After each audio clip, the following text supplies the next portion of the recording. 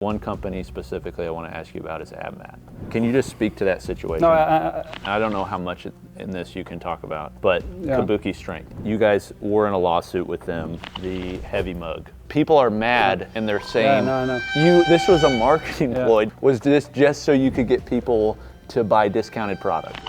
Hey guys, it's Coop from Garage Gym Reviews. We're here in Eleiko's beautiful training facility. Eleiko Sports Center is the official name, with Erik Blomberg, who is the CEO of Eleiko. And we're gonna ask Erik some easy questions, only easy questions. Just kidding, there'll be hard questions too.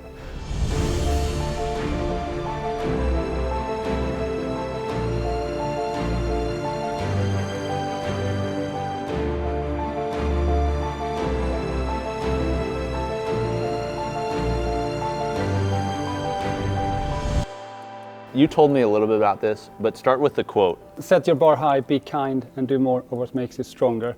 So it's basically a summary quote of our values. We seek to pursue outstanding performance in what we do. We also have a desire to keep constantly learning new things. And then the kindness part is much to how my father ran the business. Growing up in the business, did you consider or ever have the thought like, hey, I'm gonna work here, I'm going to run this? My father ran it before me, and I joined in 2012. He had been wanting to shift and transition already a few years before. I wasn't ready for that. I have two brothers, one sister as well. No one of them was really keen on the CEO job, but they were keen on other jobs in the company where they could contribute. Okay.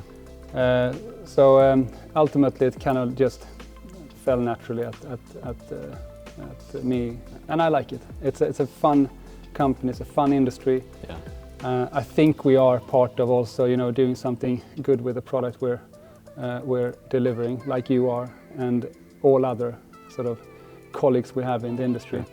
And that's always important for me, that we feel that what we have has a positive impact for people. Having such a storied history, like I see it, 1957, how are you able to keep that storied history without hurting it by coming out with new products? We are on a journey where we really want to grow from there and reach out to new markets, more people, different segments. But it should always be possible to trace back to the core and the roots of our sort of history. You guys still chrome plate your bars, and that is the primary coating that you use, right? Yeah. The durability that, say, Rogue Fitness has shown on bars that are chrome plated, often, according to their testing, is a 50% less durable bar. Yes, chroming can have an effect on the durability of the bar over time, but I haven't found a better alternative yet. So I know, especially for example, the Cerakote versions that are out there, we think they wear out fast, and that actually exposes the bar to a different type of risk. For us, we've worked a lot with the design. I mean, the most critical part of a bar is really where the sleeve meets the bar. So that's where we focused a lot in our work. So we really approached the longevity of the bar through the design, especially of the sleeve.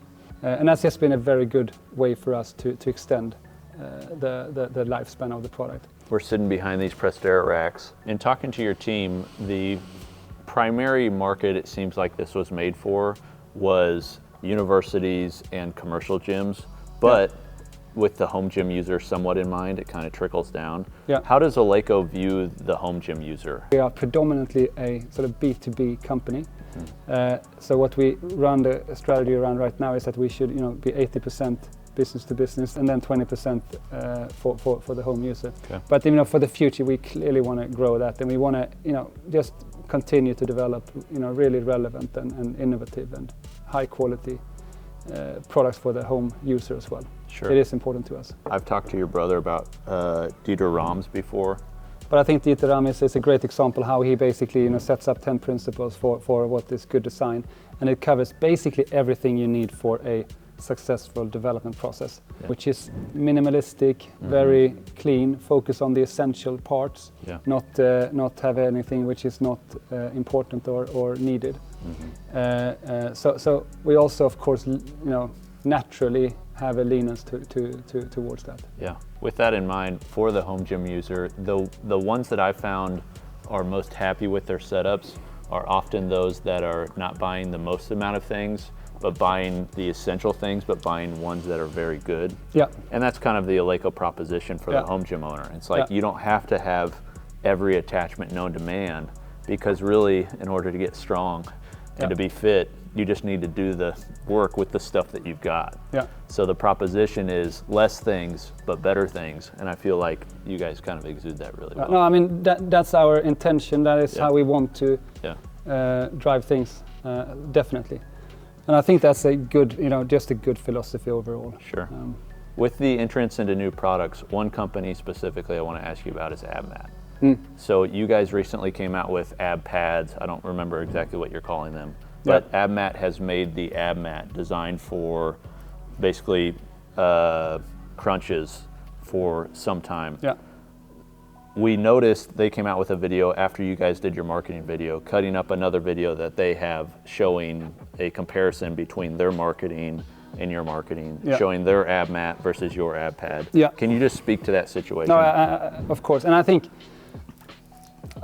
quite impressed by how fast they responded to that. I have to say they have clearly built in a lot of speed in their marketing team. So we looked at what's out there, but we also tried to make it better. We did not infringe on any patents or anything, but it's clearly a product that they felt are so core to them that stirred this reaction, and I have respect for it. I think the unfortunate thing for us was that a lot of people perceived it as if we actually copied both the full product and the advertising video as well. Yeah. And of course that was not the case. Yeah. So it was the other way around. I mean, it's a bit unfortunate. I think especially this misconception that we were just ripping off another company, and I don't think that was the case. Yeah.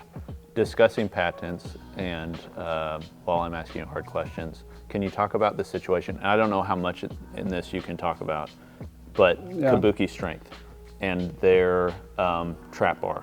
You came out with the open deadlift bar, which set the standard pretty much for the deadlift bar. Now everybody has an open-ended trap bar. Yeah. Pretty soon thereafter, Kabuki came out with their open-ended trap bar. Yeah.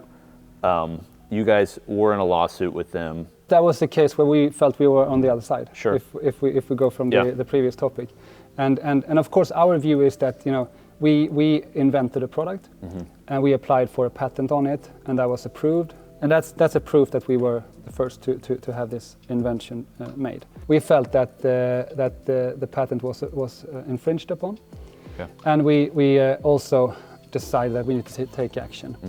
And this is always tricky because it becomes hostile quite quickly, and you're also quite. Maybe you don't have to be, but you kind of left to the lawyers to deal with it. Yeah. And they typically sort of drive towards escalation and not de-escalation. It went on for longer than we anticipated at first. And then costs started to run up, and we felt that this was not. We got we had some dialogue, and we were happy with just closing down that process.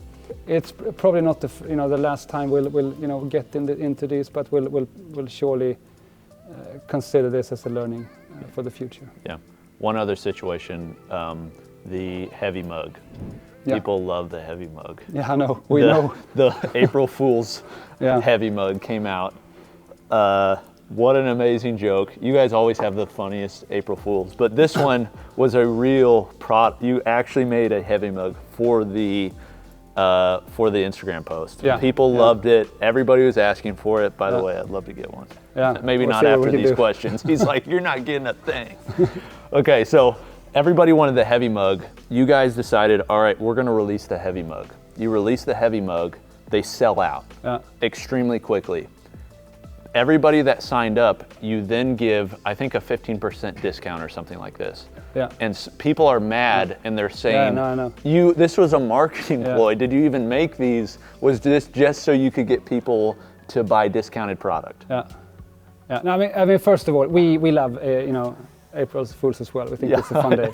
But, we've had more than 50,000 people signing up to get goodness. one. And you know, that is a big number for us. Yeah. And it's not designed or thought of as a product that should be serial produced. When this massive interest came, we decided to make a few to sell. It was less than 100 that we put out. And then they sold out very quickly. And I think probably if I draw a learning from this as well, I think the thing we did there on the fly, just to get like a discount code out, did not land well. Yeah. So I have full respect for that, and I think that was even too fast and a bit like that would compensate for losing out on a heavy mug. Yeah. And I don't think that's possible to compensate for that loss. Sure. That feeling of loss. So, but I think that was a thing that we would probably do differently next time. But also, it cost a fortune to make. I bet. Yeah. We decided to do it in stainless steel just because we couldn't really work out everything with the manufacturing of the other material. And then it's just like for us to just change our production into just making mugs instead of bars is I think a big ask. But we love, of course, the response. It's been amazing. Will there be more heavy mugs? Is there? We have some more being produced as we speak. Yeah, because we have to at least satisfy as many as we have of these very. I've had some people that emailed me directly several times. Are you serious? And they are they come through every channel. Every Instagram post, it's where's the heavy mug? I need a heavy mug. We haven't been able to post anything in social media since April because it's all just been flooded with heavy mug comments. Oh, that's incredible. So, okay, one other hard question. Rogue Fitness, a monster in the industry. They view you guys obviously as direct competitors, and your bars have always been the gold standard for barbells. It's how it's been probably since the 50s. You came out with the barbell that didn't break in competition. You continue to innovate. You have Swedish steel. That's been your focus. You guys now branch off and have other equipment, but the barbells are still, that's your heritage. Yeah. They're the best. Rogue Fitness believes they have a better barbell. I mean, they obviously in their marketing, they come out with the EU barbell where they're like, okay, if EU steel is as good as they say it is, we'll have an EU steel barbell and we'll use it on our chassis. Yeah. How do you view them as a competitor, and do you still believe that the Eleiko barbell is the best in the world, even better than a Rogue barbell? Yes. Top line. Yes, I think so. Okay. And I think that's where you have to really look at all the factors that make for what we want to, we want to make a bar that lasts for a lifetime. Sure. But then we also want to make a bar that is so well crafted that it feels as an extension of your own body. Yeah. That's how we think the ultimate lifting experience is achieved, and I think we have that bar. We toured a guy's gym yesterday, Ollie. You'll see this. It's a sweet walkthrough. Yeah. But that's exactly what he said. He said, I've had other bars. He said, there's just something about an Eleiko where the knurling, it feels so good. It feels like a part of my hand. I asked him, he's a powerlifter, why don't you use specialty bars? He said, because I can't get that feeling. He's like, I have the trap bar, the up and deadlift bar, but he's like, I just can't get the feeling. So I just use a straight bar and I just use an Eleiko. Yeah. Moving on from maybe some of the harder questions, one thing I notice about your employees, like I'm looking at Oscar right now, it seems like almost all of them are fit. They all lift. At least the ones, maybe it's just the samples that I've seen. They're all in great shape. This is not the case. You may not realize this, but this isn't the case for every fitness company we visit. Okay. Many fitness companies we visit, you have a few people that work out, but most of them, they don't work out. They're marketing people, they're finance people. How important is it to Eleiko as a company to have people that truly live the ethos, that is, set your bar high, be kind, and do more? And how important is it to your company that they actually use the equipment that they're building, marketing, and selling to their customers? I mean, it is of course very important. And we strongly encourage it. We strongly sort of promote that but I think the important thing is that we definitely not consider people they don't need to do it before they join a company. Oh, sure. Yeah. I think actually the best experience I've had with people joining the company are the ones who haven't done it. And then I have a colleague in the marketing team, and she was clearly not in the industry before. But then now the only thing she goes around and says is that, I have the Eleiko feeling. That's cool. And it's nice when you see people actually, improving and getting on this path of strength training and physical activity. That's what I love the most. Yeah. Maybe to close out, what are you most excited about for Eleiko for the future? I think it is very exciting to be part of sort of, you say branching out, but we're really sort of expanding the reach of our offer, our product, our philosophy around training. And it fits so well with the trends that's happening right now. And they've been going on in different regions for years. So that's a very interesting thing, to actually get strength out to more people. We are doing it, primarily through the product range, where we are developing new and better products. So I'm very keen to see that work play out. I think it is a hard effort to build up a sort of a successful product development machine, and the whole process behind it. And we've been on it now for my whole time here, over 10 years, and it takes time. It's process, it's competences, it's people. It's also how you support that with production and supply chain partners, etc. And I think we're starting to get to the point where we see a lot of interesting things coming out now. And I'm very keen to see how that will play out. Awesome. Well, looking at the time, I think it's time for fika and waffles. Sounds good. Thank you very much. Thank you. It's been a pleasure.